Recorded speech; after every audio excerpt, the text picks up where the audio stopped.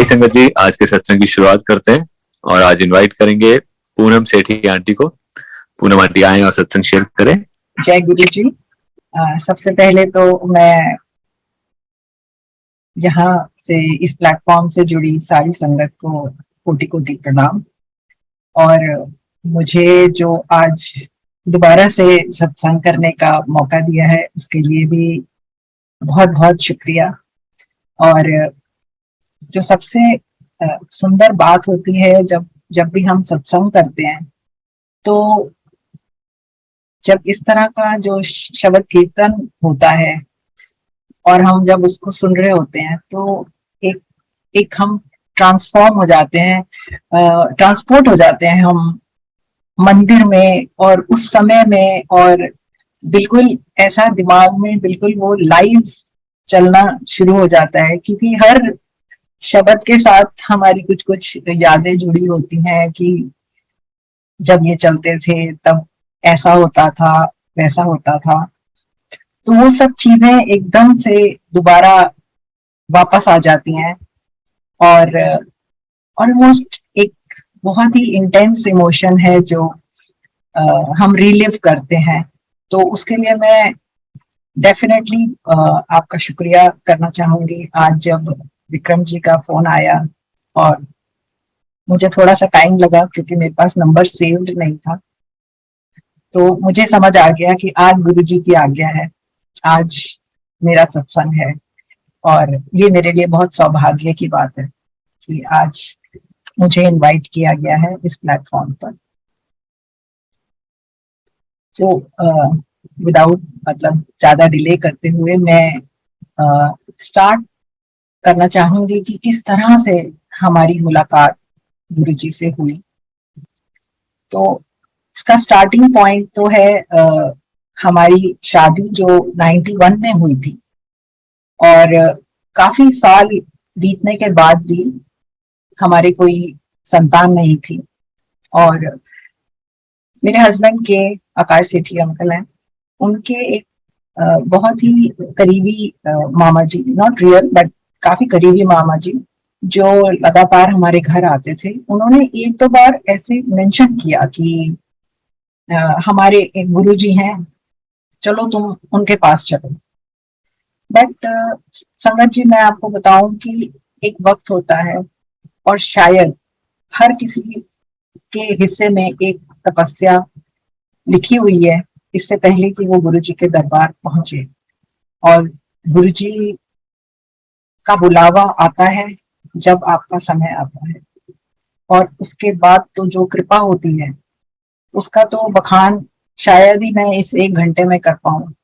उस कृपा के तो हम आ, हर पल और आज तक और इस मोमेंट तक मैं शुक्राना करती हूँ गुरु जी का, जिन्होंने हमें इस काबिल समझा कि अपने दरबार में हमें बुलाया।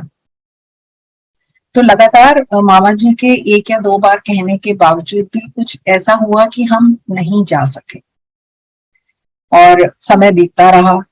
कुछ हम डॉक्टर्स के भी चक्कर काटते रहे, और ऐसा हुआ कि फिर 98 की ये बात है, अराउंड जून की, मेरे हस्बैंड की तभी एक पोस्टिंग कश्मीर में थी, वो खत्म हुई थी और हम वहां से लौट रहे थे।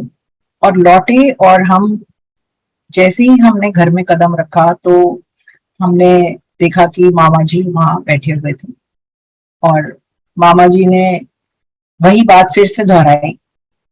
और हमने कहा कि ठीक है, अब आप इतनी बार बोल चुके हैं, और वो शायद हमारा बुलावा भी था। और हम, मेरे ख्याल से, मुझे एग्जैक्टली याद नहीं है, उसी शाम को हम अगले दिन मामा जी के साथ प्रोग्राम बना के एम्पायर स्टेट के लिए रवाना हो गए। जब हम वहां पहुंचे तो गुरुजी बिल्कुल कैजुअली ड्रेस्ड और अपने कारपेट पर वो बैठे थे, जमीन पर। और मामा जी की तरफ देख के उन्होंने इशारा किया कि भाई कौन है। तो मामा जी ने मुझे कहा कि आप जाओ, गुरुजी को बताओ कि आपकी क्या प्रॉब्लम है। तो मैं गई और मैंने गुरुजी के कान में थोड़ा धीरे से कहा कि गुरुजी, शादी को इतने साल हो गए हैं और कोई औलाद नहीं है। तो गुरुजी ने बड़े आराम से मुझे एक बात बोली, हाजिरी लानी पड़ेगी। जो मुझे, टू बी वेरी ऑनेस्ट, उस समय समझ नहीं आया कि हाजिरी कहाँ लगानी है मुझे और क्या करना है मुझे। लेकिन मुझे, और ये भी बड़ा हमें एडवांटेज होता था कि जो पुरानी संगत होती थी उनसे हमें बहुत चीजें समझने का मौका मिलता था। तो उन्होंने कहा कि कुछ नहीं है, आपको गुरुजी के दरबार में आते रहना है। तो ये सिलसिला फिर शुरू हुआ। मामा जी के ऊपर बड़ी कृपा थी गुरु महाराज की।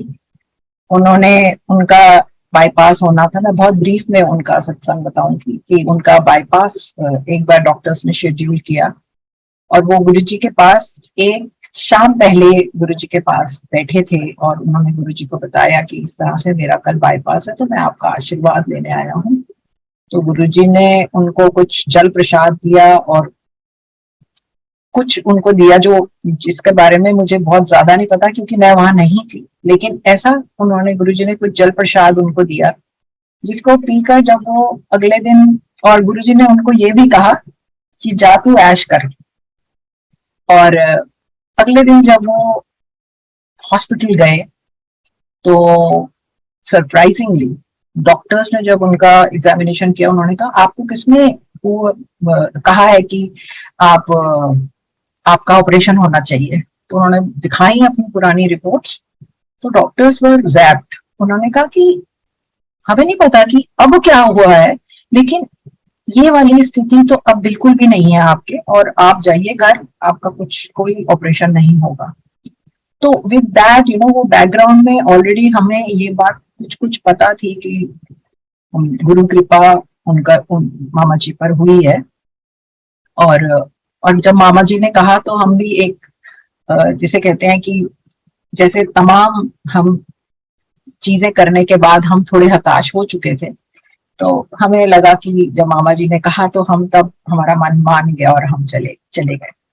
तो हाजिरी लगाने की बात फिर इस तरह तय हुई समय के साथ कि हमें समझ आया कि गुरुजी ने कहा कि हफ्ते में एक बार आ जाया करो, जो हमें काफी सूट करता था क्योंकि हम दोनों वर्किंग थे। और ऐसा हफ्ते में, मेरे हस्बैंड पालम एयरपोर्ट पे काम करते थे, तो उनका हफ्ते में ऐसे एक दिन ऑफ डे होता था जिस पर हम जरूर चले जाते थे। और तब गुरुजी का दरबार हर दिन लगता था, हर दिन, कोई दिन छुट्टी नहीं होती थी, तो आप किसी भी दिन जा सकते थे।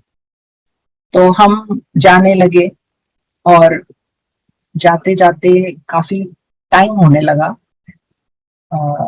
और ये हमारा एक सिलसिला होता था कि हम जाते थे, वहां बैठते थे, गुरुजी बहुत सारा प्रसाद अपने हाथों से सारी संगत को देते थे और बहुत स्वादिष्ट कड़ा प्रसाद होता था।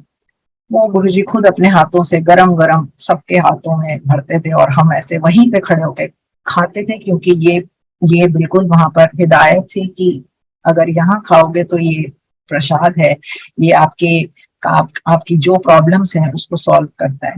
लेकिन अगर आप बाहर ले जाते हो तो उसकी जो वो है, मतलब घर ले जाते हो या आप वहां से, उसकी महिमा कम हो जाती है। तो हम सबको हिदायत थी कि वहीं खाना है, तो हम सब वहीं खड़े होके खाते थे और शब्द कीर्तन चलते थे। और जब बड़े अच्छे सुंदर, कई बार ऐसे मौके होते थे जब गुरुजी पुरानी संगत के सत्संग कराते थे, तो वहां पर हम सुनते थे कि किस तरह से सबके ऊपर कैसी कैसी कृपा हुई है। और संगत जी, मैं आपको बताऊं कि सब तरह के लोग वहां आते थे। बड़े बड़े पॉलिटिशियंस आते थे, हमारे जैसे कॉमन कॉमन मैन जिसे कहें कि नौकरी पेशा लोग आते थे, बिजनेसमैन आते थे। सब लोगों के लिए दरबार बिल्कुल खुला था। लेकिन ऐसा जरूर होता था कि सिर्फ वही वहां पर टिकते थे जो एक तरह की श्रद्धा के साथ गुरुजी से जुड़ जाते थे, और लोगों का अपने आप ही वहां पर आना जाना बंद हो जाता था। तो वो हमें कभी वो चीज समझ नहीं आई, लेकिन बाद में एक पुरानी संगत ने एक बार गुरुजी से ही बात हो रही थी, तो गुरुजी ने कहा कि जब तक बट परंतु लेकिन किंतु बाहर नहीं उतार के आओगे, तब तक यहाँ पर खुद मतलब यहाँ का जो महिमा है उसको समझने में, उसको ग्रहण करने में आप सक्षम नहीं हो। तो वो भी एक ट्रांजिशन का फेज होता है। आप शुरुआत में जब जाते हो तो मन में तरह तरह के प्रश्न होते हैं, जो कि एक ह्यूमन टेंडेंसी है, और लेकिन समय के साथ आपको ये समझ आने लगता है कि ये स्वयं प्रभु का दरबार है, क्योंकि आपके जीवन में बहुत ऐसी चीजें होने लगती हैं जिससे आपको गुरु जी की कृपा का एहसास होने लगता है। तो ये बात सच है कि जब मैं वहां पहुंची तब मेरा जो मेन पर्पस था, आई वुड से, कि मुझे औलाद हो जाए। और जब वो समय थोड़ा सा बीतने लगा, 98 से 99 होने लगा, तो कई बार होता था जैसे इम्पेशंस हो जाती है कि अरे होगा कि नहीं होगा। और ये भी सच है कि मेरे जैसे वहां कई सारे कपल्स थे जो इसी कृपा का इंतजार कर रहे थे, और सभी आते थे वहां पर। तो ऐसा हुआ कि बीच में एक बारी कमांडर रेखी अंकल होते थे, तो वो काफी मुझे प्यार करते थे। तो वो एक दो बार उन्होंने मुझसे कहा कि भाई कोई गुड न्यूज है क्या? तो मैंने बड़ा मायूस होके कहा कि नहीं अंकल, कुछ है नहीं। तो उन्होंने 2-3 बार मुझसे शायद पूछा होगा, लगातार पूछा होगा, मैंने हर बार मना किया। तो उन्होंने एक दिन ना वो खुद मुझे बोले कि चल मैं तेनू लेके चलना गुरु जी के पास। और रेखी अंकल का ये था कि वो बहुत क्लोज थे गुरु जी से। और ऐसा नहीं है संगत जी की हम क्लोज नहीं थे, लेकिन गुरु जी से बात करने के लिए बहुत हिम्मत चाहिए होती थी। गुरु जी का जो तेज, जो प्रताप, और कभी कभी उनका डपट देना, वो सब चीजें हम जैसे थोड़े हम यंग कपल्स थे तो हमें डर लगता था। तो रेखी अंकल ने मुझे कहा कि चल आज मैं तेरे को लेके चलता हूँ गुरु जी के पास। मैं भी बड़ी खुश थी, आज तो मेरी मतलब काम लगता होके ही रहेगा। और मैं उनके पीछे पीछे चली गई। जब गुरुजी के पास हम पहुंचे तो गुरुजी ने रेखी अंकल की तरफ तो देखा नहीं, मेरी तरफ देखा, और उन्होंने ऐसे पूछा कि हाँ मतलब कि क्या बात है, क्यों खड़े हो यहाँ पे आके? तो मैंने रेखी अंकल की तरफ देखा। रेखी अंकल ने बोला गुरुजी एदा कल्याण क्यों नहीं किता तुसी हले तक? गुरुजी ने रेखी अंकल को कोई जवाब नहीं दिया। गुरुजी ने मेरी तरफ देखा और कहा बड़ी दौड़ जाए तो बड़ी आई है अप्रोच लाइन। और संगत जी आप मानिए मेरी तो हालत खराब, मैं तो वहां से भागी एकदम बाहर। और एम्पायर स्टेट की ही बात है, मैं जाके बाहर खड़ी हो गई और मेरा जो दिल है वो बिल्कुल धक धक धक की ये क्या हो गया। एक थोड़ी देर बाद रेखी अंकल बाहर आते हैं और उन्होंने कहा घबराना नहीं है, इसका मतलब एक ही होता है कि अभी वक्त नहीं है। और संगत जी ये बात सच है, हम शायद सोच ही नहीं सकते कि कौन सा वक्त किस चीज के लिए सही होता है। वो गुरुजी जानी जान, उनको सब पता होता है कि किसके लिए कब क्या चीज सही वक्त में गिनी जाएगी। तो वो जो सरेंडर है, जब तक वो आप उस चीज को अपने इंटरनलाइज नहीं करते, आपको ये बात समझ में नहीं आती कि जब गुरु आपके साथ आ गया तो उसके बाद आपको चिंता नहीं करनी। उसके बाद वो देख रहे हैं कि आपको कब क्या और कैसे उन्होंने संभालना है। तो जैसे कि अभी हम सुन भी रहे थे शब्द कीर्तन, जिसमें सतगुरु होए दयालता दुख न जानिए, हर रंग माणिए, श्रद्धा पूरी है। तो ये जो शब्द है इनका ये नहीं है कि ये सिर्फ कोई कीर्तन है, इन सब के पीछे जो अंडरस्टैंडिंग है उस इमोशन के साथ जब आप जुड़ते हैं तो आपको समझ आता है कि गुरु जी की कृपा कितनी अपार थी, और जब आप जुड़ जाते हैं तो वो किस तरह से आप पर बरसती है। तो मैं वापस अपने सत्संग पे आती हूँ कि जब मुझे डांट पड़ गई तो मैं बाहर आ गई और रेखी अंकल ने मुझे कहा कि बेटा अभी वक्त नहीं है, तो तू मतलब उन्होंने मुझे काफी मोटिवेट किया कि कभी मन में कोई वो मत लाना, मन छोटा मत करना, तुमको गुरुजी ने कह रखा है हाजिरी लगानी है, और हाजिरी जो है तुम्हारी लग रही है जितनी बार तुम आ रहे हो। अच्छा, जो एक बहुत इंटरेस्टिंग बात होती थी कि जब भी मैं गुरुजी को गुरुजी के सामने हम मत्था टेकते थे तो गुरुजी मुझे कहते थे वो तेरा की ना है, और मैं सोचती थी कि गुरुजी यहाँ सबको तो नामों से बुलाते हैं और ऐसा कैसे हो रहा है कि मुझे 1.5-2 साल हो गए और हर हफ्ते ही हम आ रहे हैं, मैं हर बार बताती हूँ कि मेरा नाम पूनम है। तो मुझे कई बार बड़ा ऐसा मन में आता था कि गुरुजी को मेरा नाम नहीं याद होता, और तब मुझे एक संगत ने बताया कि जितनी बार आपका नाम गुरुजी बुलवाते हैं उस समय आपकी उनके दरबार में हाजिरी लग रही है, और गुरु स्वयं मतलब खुद ही, हम अब सभी जानते हैं कि वो खुद ही प्रभु थे, वो खुद ही भगवान थे। तो उनका ही दरबार था जिसमें हम जाके मत्था टेक रहे हैं और हमारी हाजिरी लग रही थी। तो ये सिलसिला चलता रहा, और एक दिन ऐसा हुआ कि मेरे हस्बैंड का MBA में सिलेक्शन हो गया।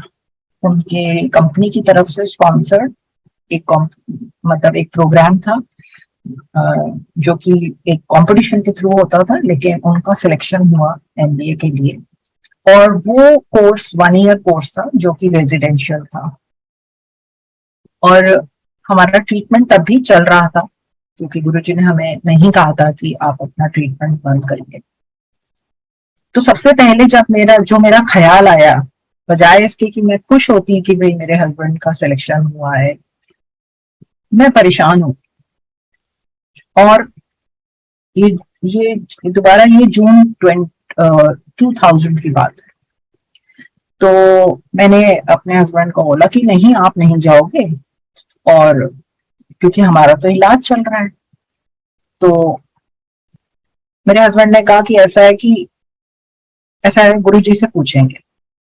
और संगत जी, ये हम सच बताएं कि बहुत उस समय ऐसा होता था कि हम अपनी हर बात जाके गुरुजी से पूछ लेते थे, या हमें वहां पर ही उन चीजों के जवाब मिल जाते थे, और तब तक थोड़ी हमारे अंदर कहें कि भाई जाने से थोड़ी हिम्मत आ गई थी, और हम गुरुजी से पूछ भी लेते थे हिम्मत करके, कोई अगर बहुत ही इस तरह का दुविधाजनक स्थिति होती थी। तो उस दिन जब हम वहां पहुंचे और मत्था हमने टेका, तो तो मेरे हस्बैंड ने गुरुजी को बताया, गुरुजी इस तरह से मेरा MBA में सिलेक्शन हो गया है, क्या करना चाहिए। तो गुरुजी ने कहा कि अपॉर्चुनिटी नॉक्स ओनली वंस। और गुरुजी के ऐसे वन लाइनर्स बहुत होते थे जो कि बड़े रिमार्केबल होते थे, एंड विच एक्चुअली अगर हम सोचें उनके बारे में तो उनके पीछे बहुत गहरा मतलब होता था। तो गुरुजी बहुत कैजुअली उन्होंने कहा कि अपॉर्चुनिटी नॉक्स ओनली वंस, जाना चाहिए। गुरुजी ने इनको तो ये कहा, लेकिन इनके पीछे जो मैं खड़ी हुई थी तो मेरे तो चेहरे का रंग बिल्कुल उतर गया। मैंने मन में सारे अपने जो कहिए कि सारे मैंने अपने जजमेंट्स पास कर लिए कि इसका मतलब है गुरुजी ने इनको तो जाने को कह दिया, साल भर की बात थी, तो इसका मतलब साल भर भी अब गुरुजी ब्लेस नहीं करने वाले हैं मुझे, तो ये तो चले जाएंगे तो ट्रीटमेंट तो सारा रुक जाएगा। और वैसे भी मतलब everyone understands कि as a couple you need to be together to have a child। तो मैंने कहा ये तो इसका मतलब है कि 1 साल अभी गुरुजी और नहीं ब्लेस करने वाले, और मेरे चेहरे का हाव भाव। फिर गुरुजी ने मेरी तरफ देखा और मैंने जैसे ही मत्था टेका, कुछ मैंने अभी कहा भी नहीं था कि गुरुजी ने मुझे कहा, जा तेरा कल्याण कित। मुझे नहीं समझ में आया। मैंने सोचा ये मेरा कौन सा कल्याण है कि हस्बैंड तो अब ये तो चले जाएंगे 1 साल का कोर्स करने के लिए, पता नहीं इसमें मेरा क्या कल्याण है। खैर एनीवेज, अपनी अपने आप से ही बातें करती हुई मैं हम लोग वहां से हट गए और अपना लंगर प्रसाद करके अपने घर चले गए। और जो गुरुजी के जो शब्द थे वो मुझे अगले 15 दिन में समझ में आ गए। जब जब व्हेन आई टेस्टेड पॉजिटिव और मैंने रियलाइज किया कि आई हैव कंसीव्ड। तो बहुत ही माइनर आई वुड से हमारा ट्रीटमेंट चल रहा था, मैं वो डिनाई नहीं करूंगी, लेकिन ऐसा कोई मेजर ट्रीटमेंट नहीं था। एक बेसिक IUI की टेक्निक होती थी जो कि पहले सब टाइम फेल हो चुकी थी, और डॉक्टर्स ने हमें यही सजेस्ट किया था कि as and when you try next it should be IVF। तो गुरुजी की कृपा से संगत जी हमारे जीवन में वो एक बहुत बड़ा मोड़ आया और मैंने कंसीव किया बिना IVF के। IUI एक बेसिक प्रोसीजर है, उसके उसके उसके थ्रू मैंने कंसीव किया अब मेरा बड़ा बेटा। और जब ये सब हमें कंफर्म हो गया कि हाँ पॉजिटिव है रिजल्ट, तो हमने सोचा कि अब तो हमें जाके गुरुजी को बताना चाहिए कि ये हमें हमारा कल्याण हो गया है जो गुरुजी ने कहा है।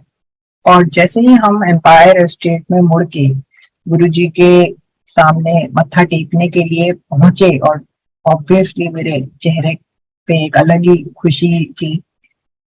तो जैसे ही मैं गुरुजी के पास पहुंची और मैंने सोचा कि मैं अब गुरुजी से शेयर करूंगी, गुरुजी ने बोला हल्ले किसी ने नहीं दसना। मुझे समझ ही नहीं आया कि गुरुजी को किसने बता दिया, क्योंकि मैंने किसी को नहीं बताया था except me and my husband.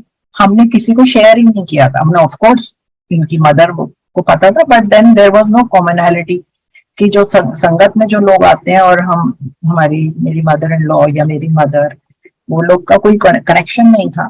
तो हमें समझ नहीं आया।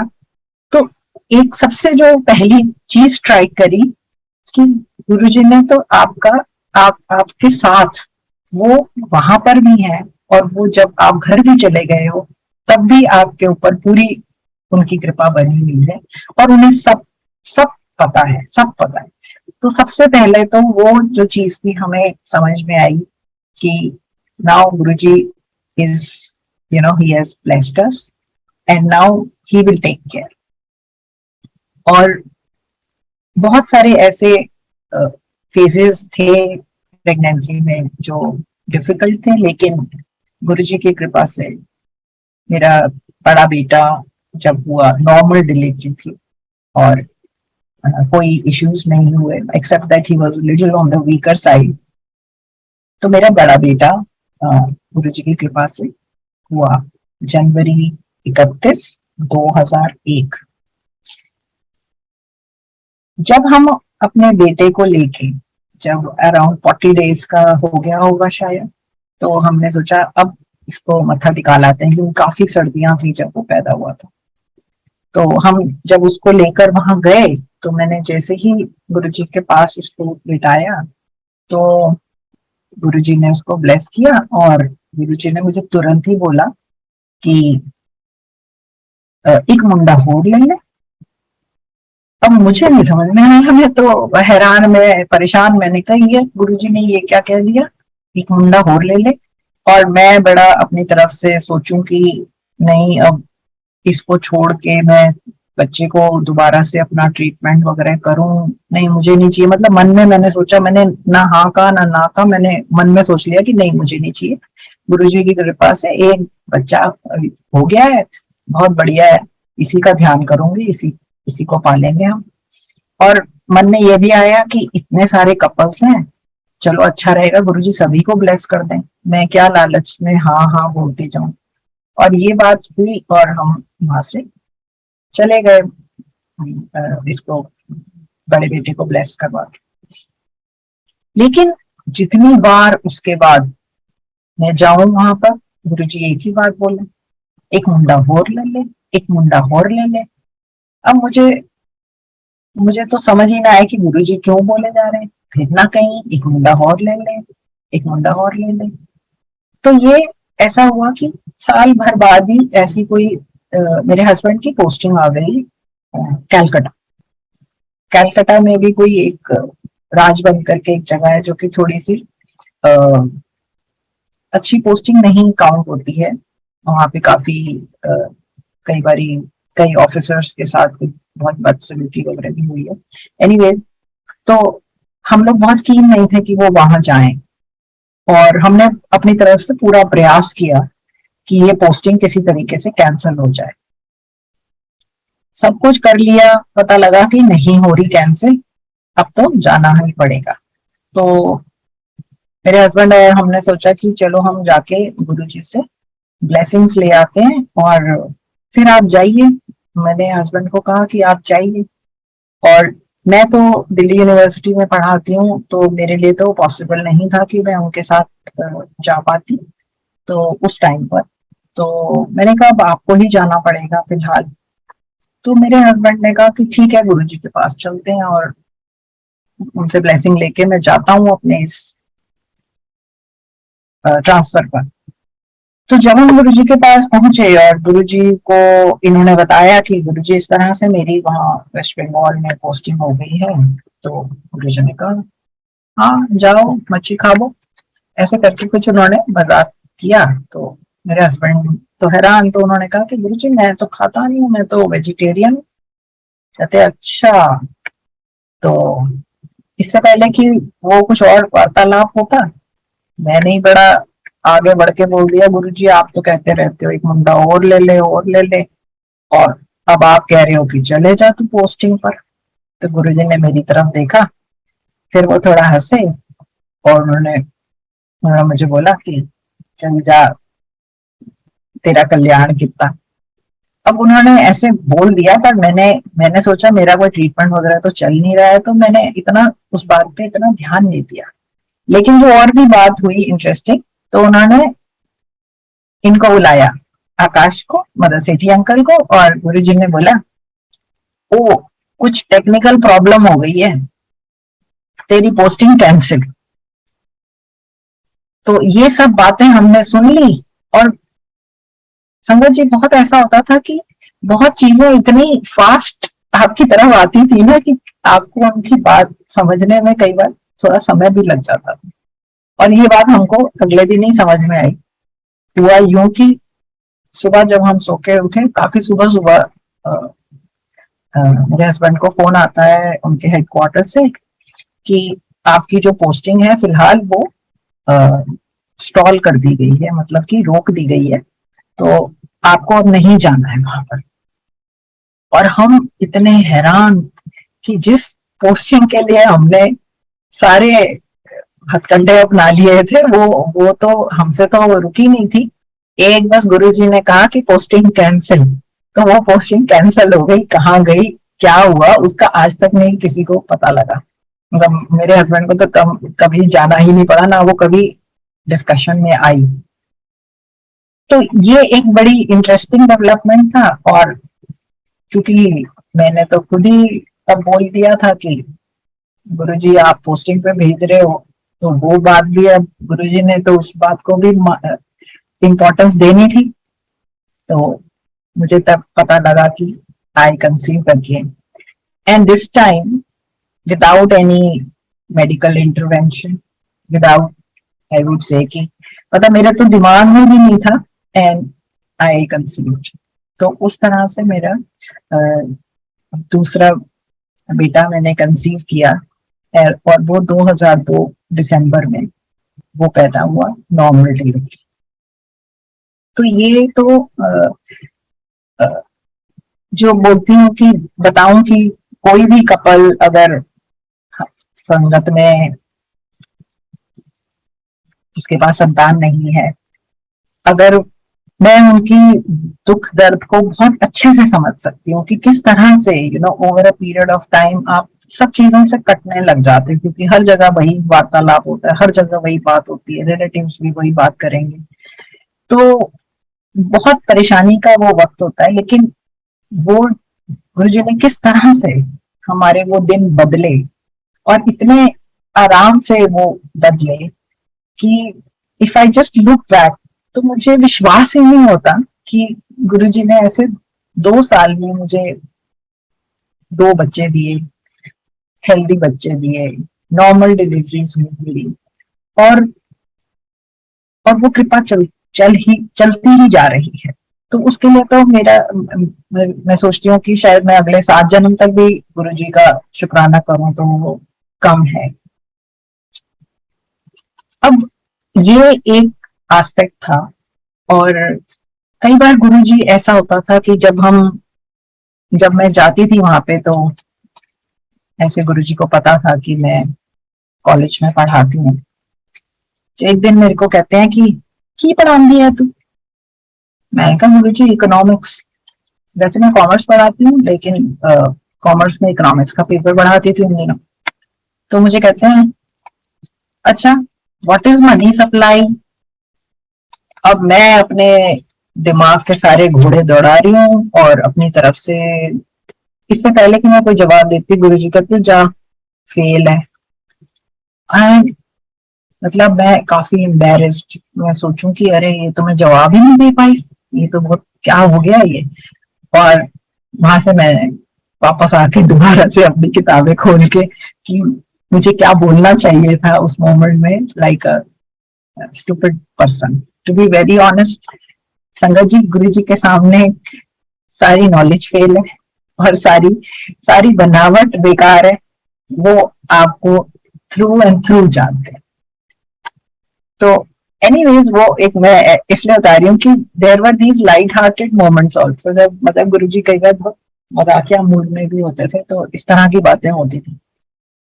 तो एक बार ऐसा हुआ कि मेरे हस्बैंड की पोस्टिंग हो गई बॉम्बे, 2004 की बात है। तो गुरुजी ने मतलब ये चले गए, और 1 साल ये वहां पर थे बॉम्बे में, नहीं 2003 में ये चले गए। तो आप सोचिए कि अभी 2001 में मेरा पहला बेटा, और 2002 के एंड में मेरा दूसरा बेटा, और 2003 में आकाश की पोस्टिंग हो गई बॉम्बे। तो मेरे पास ये दोनों छोटे बच्चे, और किसी तरह से मेरा जॉब भी था, तो मैं अपना मैनेज कर रही थी, विच वॉज वेरी डिफिकल्ट। तो ऐसा हुआ कि एक विजिट में जब आकाश आए और हम गुरु जी के पास मिलने के लिए गए, तो गुरु जी ने इनको कहा कि एनानू भी नाल ले जा। तो अब एनानू नाल ले जा गुरु जी ने तो कह दिया, लेकिन हमें ये नहीं समझ में आया कि चूंकि मेरी तो जॉब दिल्ली यूनिवर्सिटी में, मैं किस तरह से इनके साथ जा सकती हूँ। तो इनके साथ जाने का एक तरीका था जो मुझे उस टाइम पे समझ में आया, और वो था कि मैं पीएचडी के लिए एनरोल हूँ, क्योंकि पीएचडी के हमारे जॉब में ही एडवांटेज है कि पीएचडी लीव मिलती है आपको, जो कि फुली पेड लीव होती है, और आपको पीएचडी अपनी करने का मौका मिलता है। वो 3 इयर्स की लीव है, fully paid, extendable up to 5 years, but then 3 साल के बाद आप विदाउट पे हो जाते हैं। लेकिन पॉइंट इज की that there is a provision, तो ये प्रोविजन है। लेकिन अपने आप में बहुत टेढ़ा जो काम है वो है कि दिल्ली यूनिवर्सिटी में पीएचडी के लिए एनरोल हो पाना। मैं काफी टाइम से पहले ट्राई कर रही थी, लेकिन लगातार मतलब नाकामयाबी ही हाथ लग रही थी, क्योंकि कह सकते हैं कि कोई गॉडफादर नहीं था उस टाइम में मेरे, तो नहीं हो पा रही थी मेरी एनरोलमेंट। लेकिन देखिए, जब जब वक्त आता है और जब गुरु की कृपा होती है आपके ऊपर, तो गुरु जी ने ऐसा समा बना मेरे साथ कि मैं गई, और जो मेरे अल्टीमेटली जो मेरे सुपरवाइजर बने, वो तब नए नए प्रोफेसर बने थे डिपार्टमेंट में, तो उनके अंडर सीट्स अवेलेबल थी। और मैं गई, कुछ बहुत मैं पुराना टाइम से जिस एरिया पे काम कर रही थी, मैं वो वाला सिनॉप्सिस लेकर उनके पास गई थी। और उन्होंने मुझे कहा, देखते ही कि उन्होंने कहा नहीं ये तो मेरा एरिया नहीं है, मैं इस पे गाइड नहीं कर पाऊंगा। और मैं वहां से उठ के चल पड़ी सोच के कि मैं तो इतने सालों से इसी पे काम कर रही हूँ, तो मैं तो कोई अब नया एरिया नहीं वो कर पाऊंगी, मेरे 2 बच्चे भी हैं और मैं कैसे करूंगी ये तो।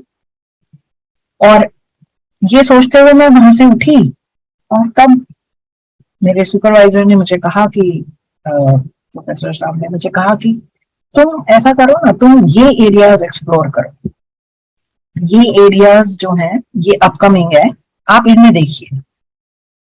मैंने उनकी बात का मान रखते हुए, और जो मुझे अब समझ में आता है कि गुरुजी किन जरियों के थ्रू आपका काम करवाते हैं, जहां वो खुद नहीं होते हैं, मतलब खुद वो होते हैं, लेकिन जहां जिस व्यक्ति के थ्रू आपका काम उन्होंने कराना होता है वो आपकी जिंदगी में आ जाता है।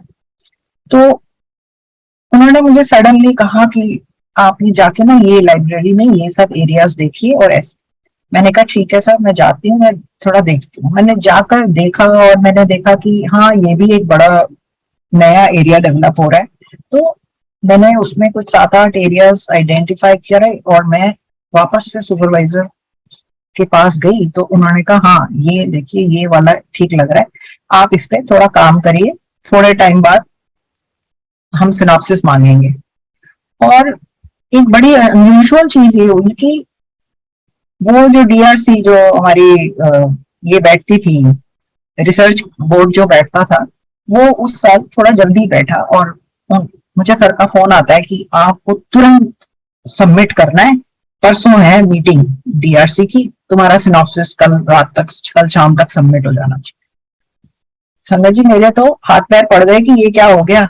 लेकिन पता नहीं मैंने कौन सी स्पीड से मैंने अपना सिनॉप्सिस, जो जितना काम किया था मैंने उसको सबको कोलेट किया और मैंने अपना सिनॉप्सिस सबमिट कर दिया। मेरा अगले दिन इंटरव्यू हो गया और मेरा रजिस्ट्रेशन हो गया, जो कि मतलब 1 महीने से भी कम समय में मैंने नया टॉपिक उठा के मेरा रजिस्ट्रेशन हो गया, जो कि कोई भी अगर दिल्ली यूनिवर्सिटी के सिस्टम से वाकिफ है तो वो जानेगा कि इतना आसान नहीं है यहाँ पर। लेकिन गुरुजी ने मेरे हस्बैंड को कहा था कि इनको लेके जा, तो उन्होंने ऐसी स्थिति बनानी थी, तो वो सब चीजें अपने आप हो गई, मुझे पता भी नहीं लगा, और मेरा रजिस्ट्रेशन हो गया। मैंने अप्लाई किया कॉलेज में, वहां पर भी मेरी किस्मत ने मेरा बहुत साथ दिया। मैं सच कहूंगी तो गुरुजी ने मेरा बड़ा वहां पर ऐसा सिस्टम बनाया कि मेरा वहां पर भी हो गया, छुट्टी ग्रांट हो गई, और मैं अपने दोनों बच्चों को लेके मैं इनके साथ बॉम्बे चली गई।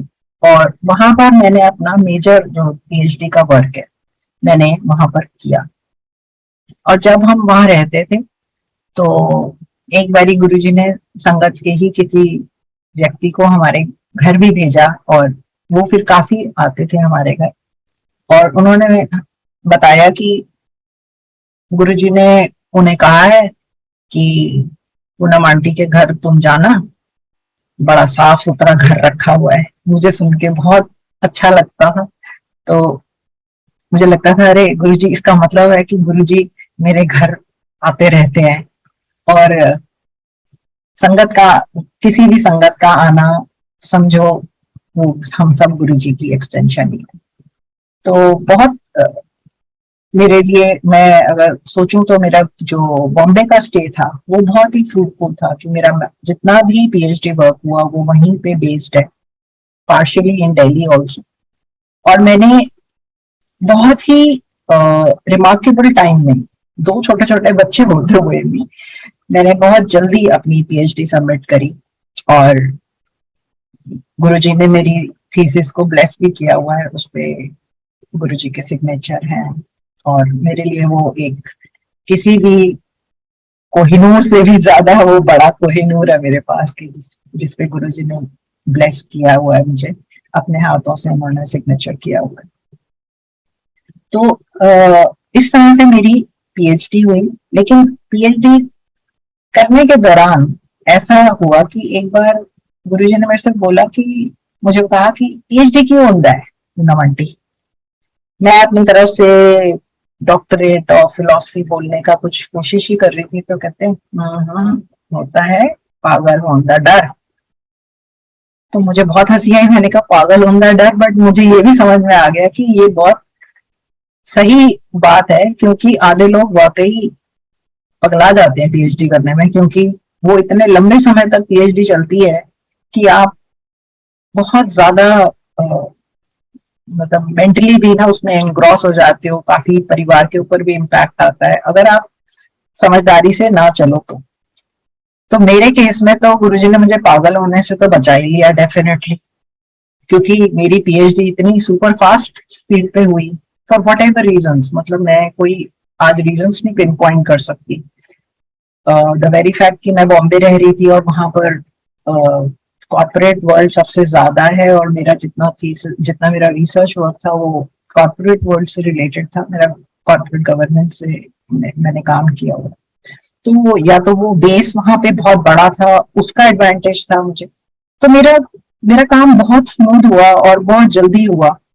एंड 2.5 ईयर, मतलब मैंने 3 साल भी पूरे कंप्लीट नहीं किया, मैंने 2.5 ईयर्स में सबमिट कर दी और मैं पागल होने से बच गई टू बी मतलब गुरुजी के ही शब्दों में अगर कहूँ तो इस तरह से मेरी पीएचडी भी हो गई और बच्चे भी गुरुजी की कृपा से हो गए।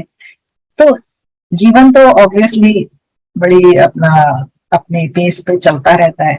बच्चे बड़े हो रहे थे और सडनली 2005 की बात है कि बॉम्बे में जो फ्लैश फ्लड्स आए थे, उस दिन की मैं बात बताती हूँ कि मुझे ध्यान नहीं आ रहा 5 है या 6 है, I could be wrong, but जब वो फ्लैश फ्लड्स आए थे 26 जुलाई था, तो मेरे हस्बैंड ऑफिस गए हुए थे और ये वहां से अपना जब चले हैं तो हमारी सोसाइटी में काफी पानी भर चुका था और मैंने इनको फोन करके बोला कि यहाँ बहुत ज्यादा पानी है और मैं तो सजेस्ट करूंगी कि आप गाड़ी ऑफिस में ही छोड़ दो।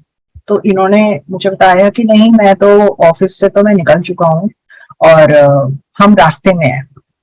और रास्ते का भी ये हाल था कि कई गाड़ियां बीच में ही खराब पड़ी हुई थी, तो ये बोले कि मुझे लगता नहीं है कि हमारी गाड़ी के लिए रास्ता बनेगा घर तक आने का। मैंने कहा यहाँ तो आप आइए भी मत, क्योंकि जितनी गाड़ियां वहां खड़ी थी वो सब डूब चुकी थी पानी में, इतना पानी भर चुका था वहां पे और पानी कहीं जा नहीं रहा था और टोटल अंधेरा हो चुका था क्योंकि पूरी मुंबई की लाइट कट चुकी थी।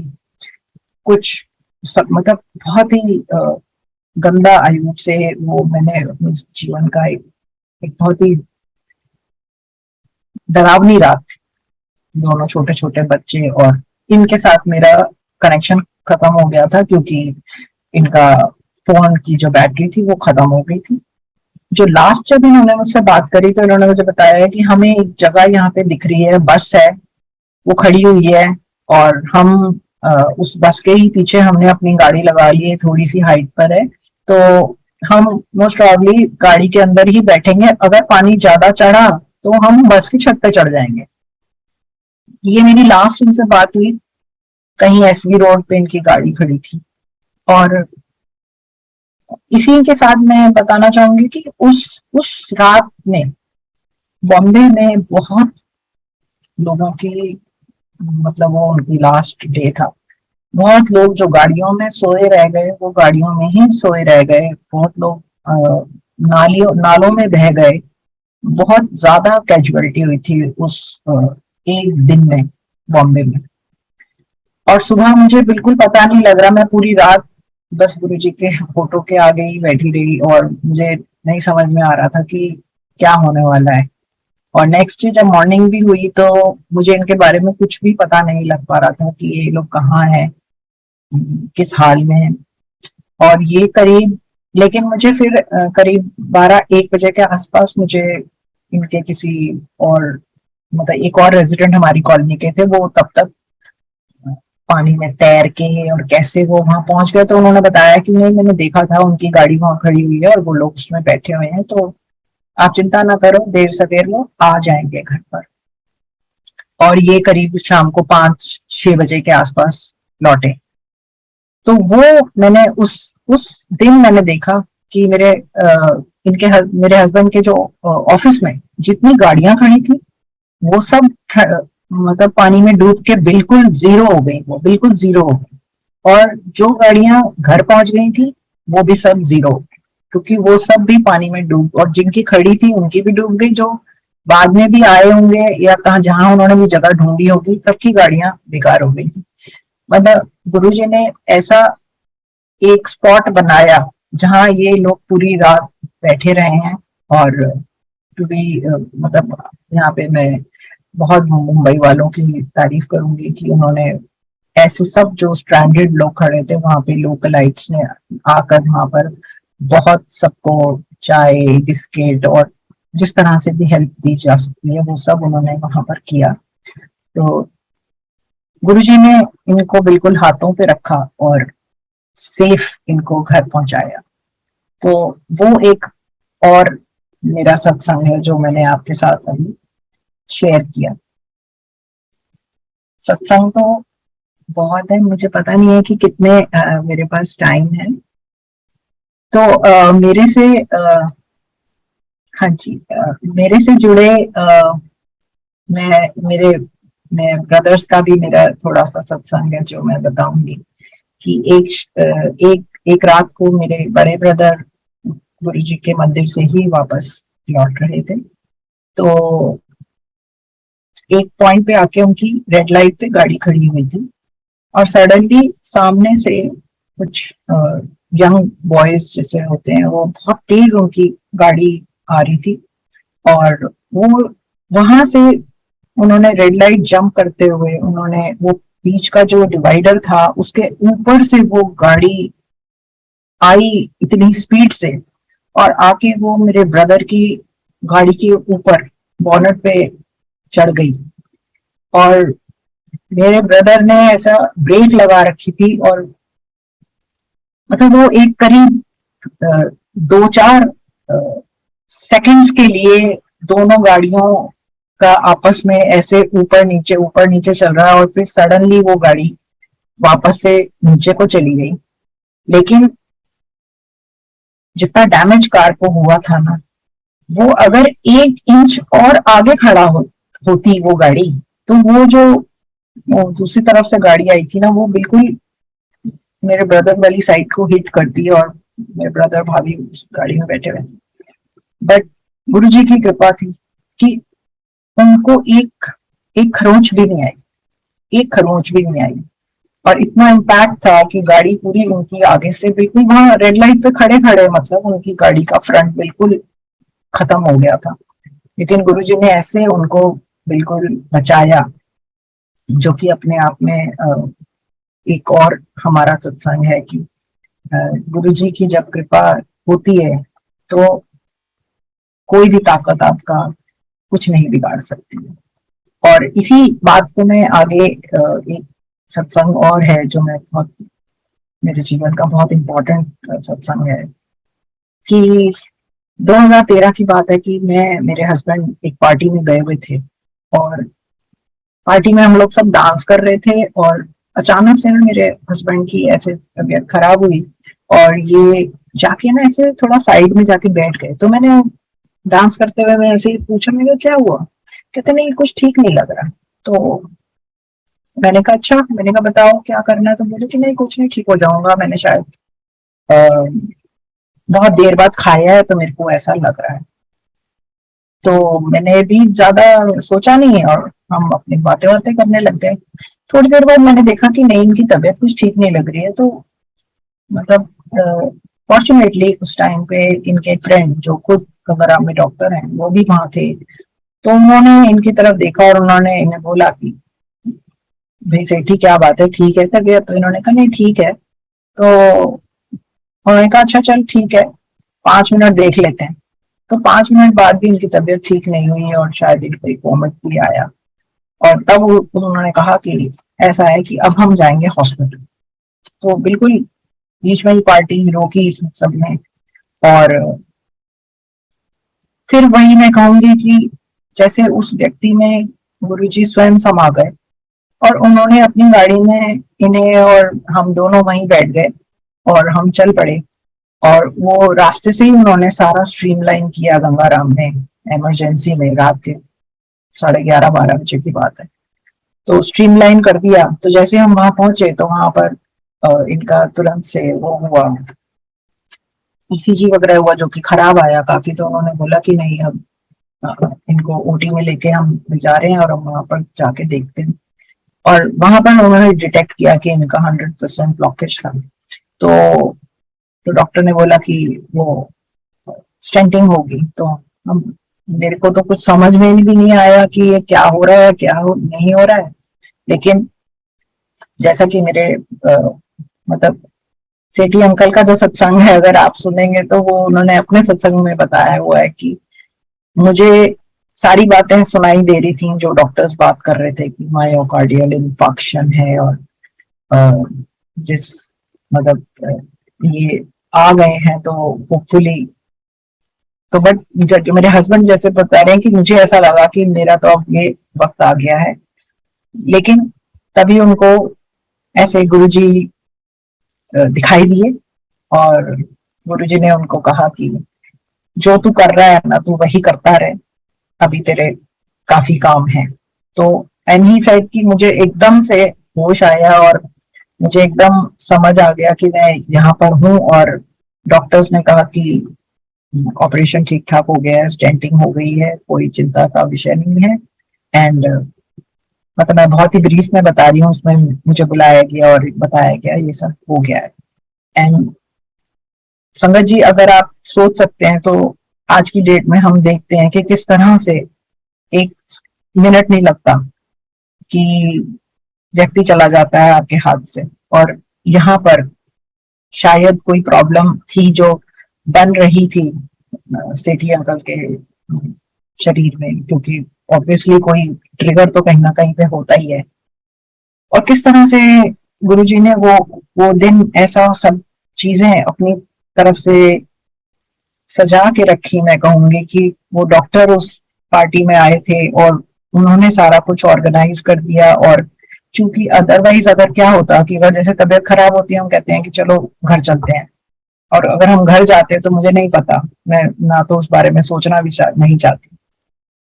तो गुरुजी ने अपने तरीके से इनको बचाया। और तब से कम एक ये रियलाइजेशन तो है कि अपने शरीर और अपने तबीयत के प्रति काफी सजग रहते हैं। तो वो सब गुरुजी की कृपा अपने तरीकों से संगत जी आती रहती है, और जिसके लिए हम चाहे कितना भी शुक्राना करें वो कम है। ये जीवन उन्हीं की कृपा से चल रहा है। और ऐसा नहीं है, जैसा कि मैंने आपको बताया कि ऐसा नहीं है कि परेशानियां कभी आती नहीं या आपके जीवन में कठिनाइयां नहीं आती, वो सब चीजें होती हैं। लेकिन जब सदगुरु का साथ होता है, जब आपके मन में पूरी श्रद्धा होती है, जब आपको पता है कि आपके साथ आपकी उंगली पकड़ के कोई और चल रहा है, तो एक अलग ही तरह का सुकून होता है। और वो सुकून संगत जी हम सब ने गुरु जी के साथ जुड़ के महसूस किया। और इसके लिए कितना भी शुक्राना कोई करे वो पूरा नहीं हो सकता, मगर अपनी तरफ से हम गुरु जी का बहुत बहुत शुक्राना करते हैं कि उन्होंने हमारा हाथ थामा और हमें इस लायक समझा कि अपनी कृपा हम पर बरसाई और बना रखी है, जिसके लिए मेरी तरफ से अनंतम शुक्राना, मेरे परिवार की तरफ से, सेठी अंकल की तरफ से, मेरे बच्चों की तरफ से। और मैं यही प्रे करूंगी कि आप सब पर भी संगत जी गुरु जी की कृपा बनी रहे। आप गुरु जी से जुड़े रहिए, उनकी कृपा पाते रहिए। और जितने भी ऑर्गेनाइजर्स हैं इस प्लेटफॉर्म के, या और भी कई प्लेटफॉर्म्स हैं जो इस तरफ काम कर रहे हैं, वो जोड़ के रखें सारी संगत को। ग्लोबली भी, इंडिया में भी बहुत अच्छा काम कर रहे हैं। अनंतम शुक्राना to Guru ji, to all the संगत एंड टू द ऑर्गेनाइजर्स। जय गुरु जी।